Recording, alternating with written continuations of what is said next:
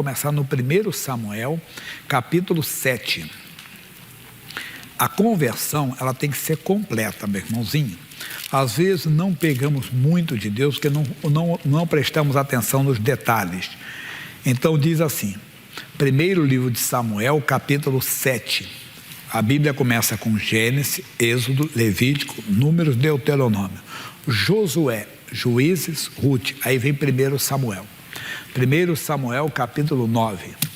Então vieram os homens de Kiriate Jearim e levaram a arca do Senhor e a trouxeram à casa de Aminadab, no outeiro, e consagraram Eleazar, seu filho, para que guardasse a arca do Senhor.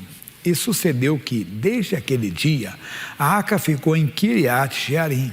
E tanto dias se passaram que chegaram até 20 anos. Meu irmão, é coisa séria. A pessoa não vai percebendo, o tempo vai passando. Eu brinco que um dia desse eu ia fazer 20, estou caminhando para 70, estou com 63 esse ano.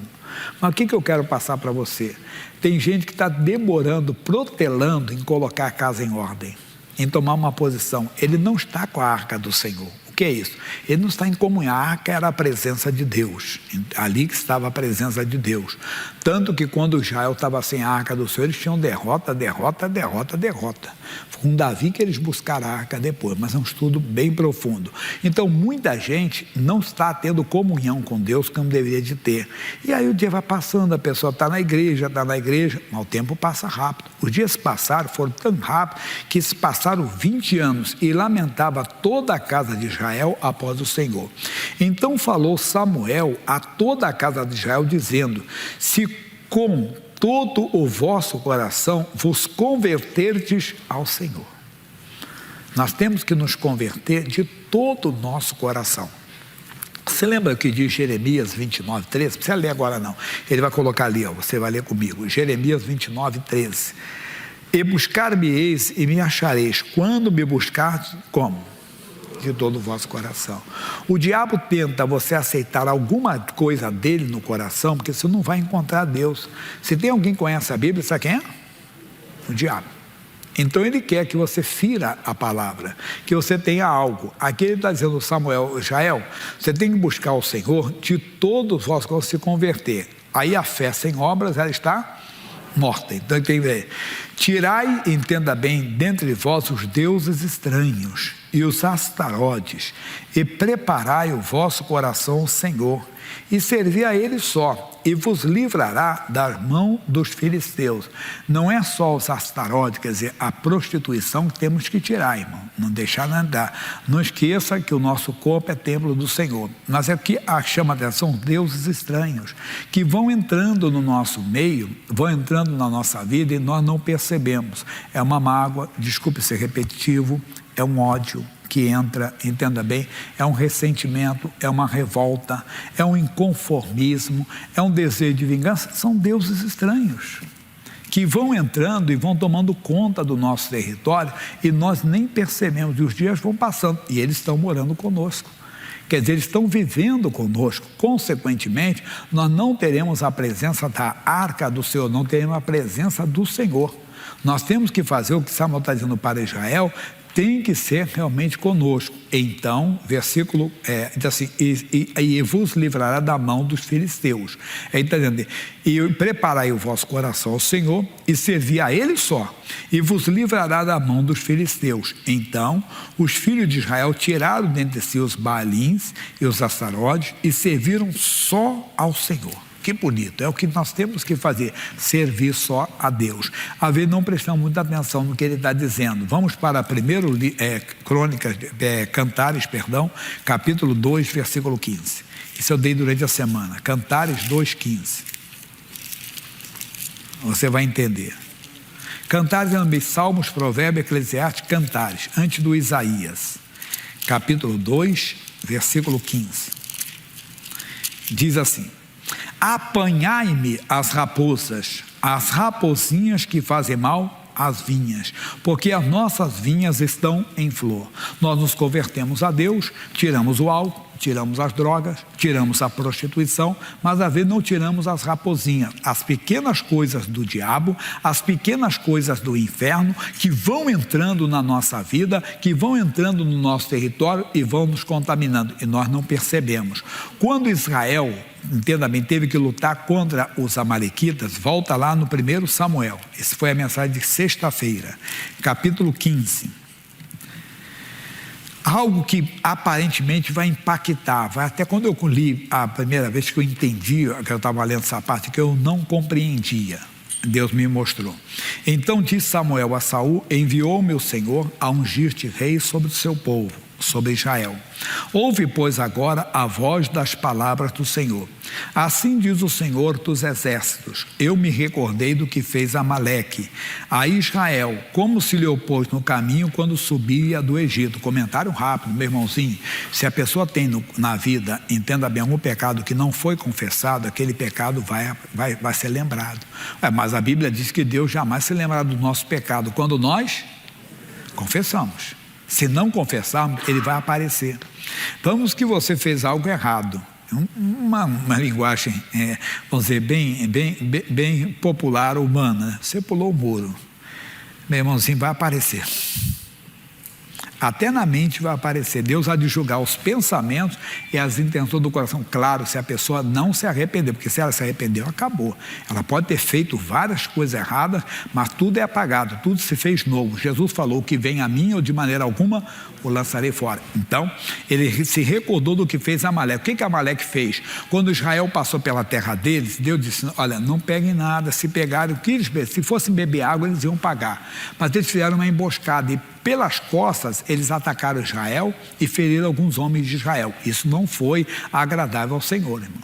Não foi agradável ao Todo-Poderoso, coisa séria. Agora está sendo cobrado. Eu vou alguém falar: um dia a conta vem, a conta vai chegar, e chegou. Se não se arrepender, repito, se não se arrependeu, se a pessoa se arrepender, a pessoa, Deus apaga tudo. Isso é para Deus, porque tem coisas que às vezes ao homem você terá que pagar, às vezes pagar a sociedade, é um crime que terá que ser pago à sociedade, a não ser que ele prescreveu. Bem, mas a história é para outro dia. Então, vem a nossa mensagem. Qual? Vai, pois, agora e fere Amaleque, e destrói totalmente tudo quanto tiver, e não lhe perdoes, porém matarás desde o homem até a mulher, desde os meninos até os de peito. Mas por quê? Pastor, que carnificina é essa? Não, isso aqui é no julgamento de um povo. Não podemos esquecer, irmão, que Jesus disse: ditais ao reino do céu das crianças. Mas não vou entrar nesse método, essa criança é salva. Não, não é isso. Aqui é só figura para nós. O quê? Nós não podemos ter nada do inimigo na nossa vida, nem o que é grande, nem o que é pequeno, porque o que é pequeno hoje vai ser grande amanhã. Então essa é só uma ilustração para nós. Não fique pensando em maldade da parte de Deus, que não tem. Isso aqui é julgamento de uma nação, entenda? E nós não podemos, que até de vez em quando você vê um filme escatológico aí do arrebatamento. Notou que na hora do arrebatamento, quem costuma sumir no arrebatamento? As crianças, né? Então, mas não entra nesse mérito aqui não, só isso aqui agora. Desde os bois até as ovelhas, desde os camelos até os jumentos. O que é? Tudo figura para nós. Nós temos que tirar da nossa vida tudo aquilo que é do diabo, mesmo que seja pequeno, do inimigo, ainda que sejam coisas lucrativas, coisas prazerosas, mas que são do inimigo. A Bíblia diz: não deis lugar ao diabo. Essa é a santificação, essa é a conversão verdadeira. Quando a pessoa se converte, ela não fica com nada do inimigo, mesmo que seja coisa pequena ou coisa lucrativa. Então, chegando, pois, Saul, e Saul convocou o povo, versículo 4, e os contou em Telaim, 200.000 homens de pé, e 10.000 homens de Judá. Chegando, pois, Saul à cidade de Amaleque, pôs emboscada no vale, e disse Saul aos queneus: ide-vos, retirai-vos e saí do meio dos amalequitas, para que vos não destrua juntamente com eles, porque vós usaste de misericórdia com todos os filhos de Israel, quando subiram do Egito. Assim os queneus se retiraram do meio dos amalequitas. Certo que ele fez, porque não paga, entenda bem, o justo com o ímpio. Ele fez separação entre luz e trevas. O que estava certo, eles tiraram. Assim os queneus se retiraram do meio dos amalequitas. Então feriu Saul os amalequitas desde Avilá até chegar a Sur, que está defronte do Egito, e tomou a Agaque vivo, rei dos amalequitas, porém a todo o povo destruiu a fio da espada. Deus mandou ele fazer isso? Por que ele fez?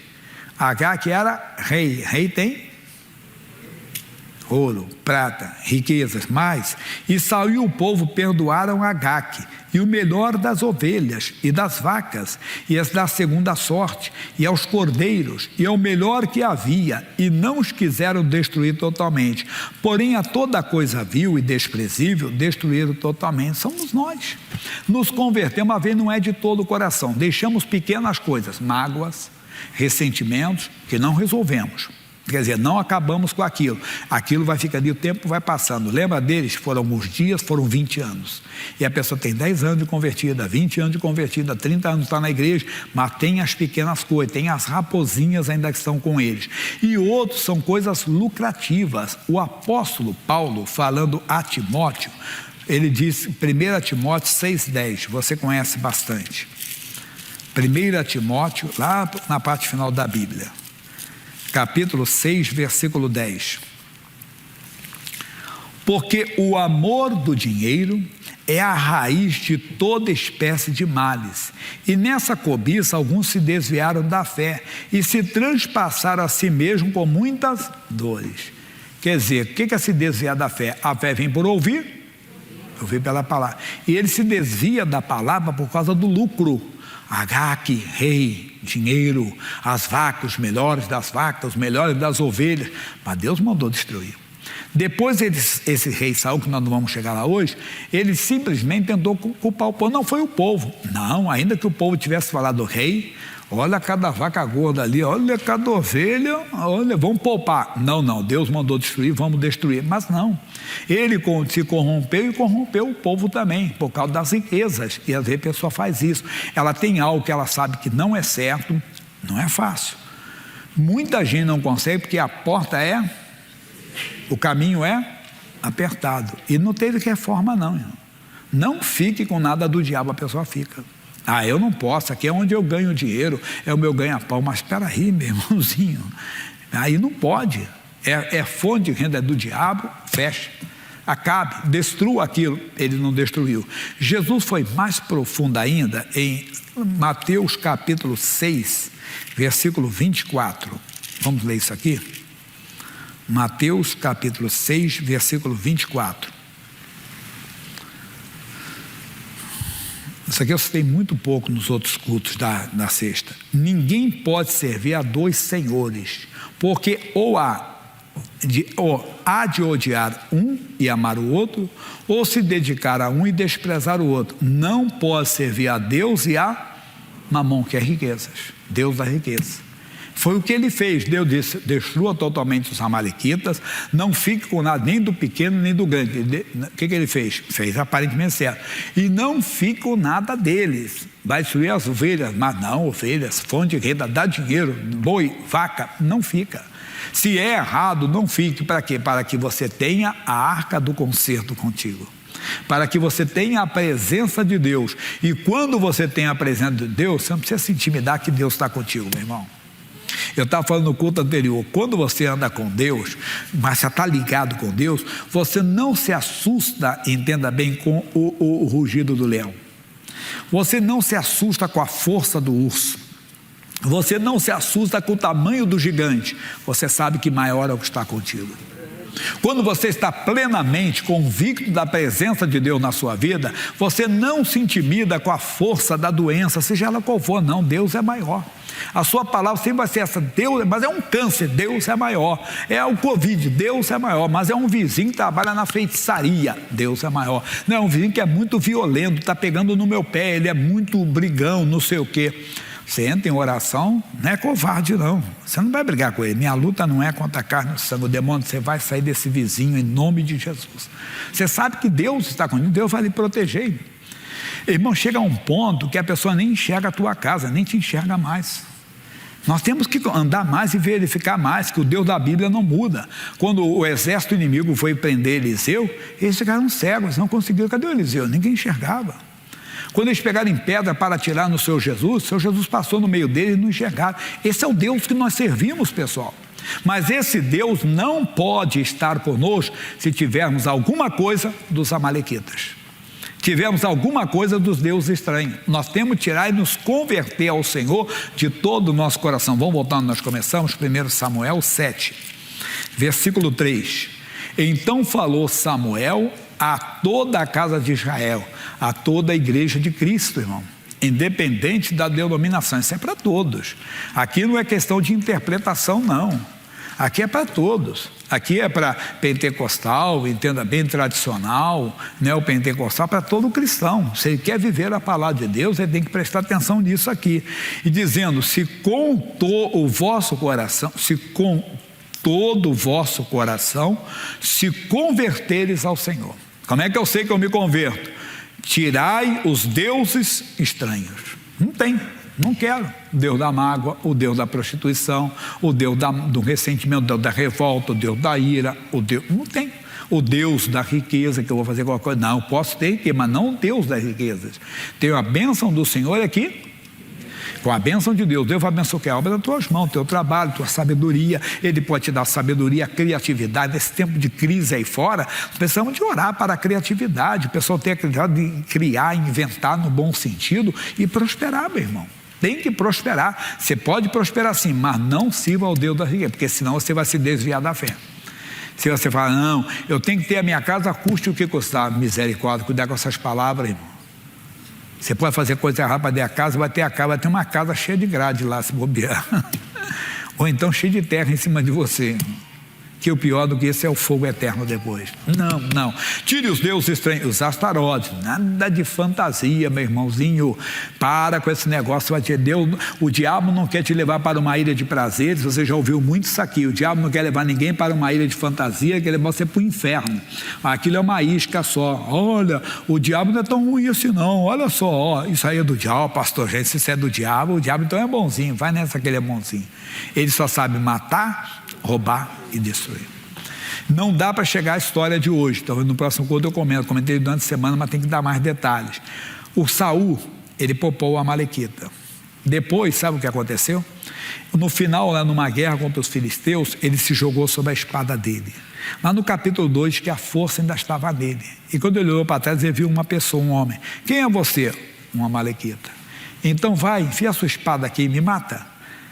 Aí o pregador diz, não, pastor, aquilo ali ele contou para contar vantagem diante do Davi. Tá bom. Mas sabe o que ele levou ainda? Levou o quê? Alguém lembra? A coroa. Tirou a coroa de Saul. Irmão, você não expulsa o demônio, ele vai roubar a sua vida ou vai roubar a sua coroa, irmão. Ele só sabe matar, roubar e destruir. Não fica nada do diabo. Está dizendo aqui, se converta, tirai entre vós os deuses estranhos e os atarotes e preparai o vosso coração. Senhor, como é que eu preparo? Vou ler a Bíblia, eu vou pautar a minha vida nas Escrituras, eu vou pautar a minha vida na palavra de Deus, eu vou vencer com a palavra de Deus e mais, e servir só a Ele e vos livrará da mão dos filisteus.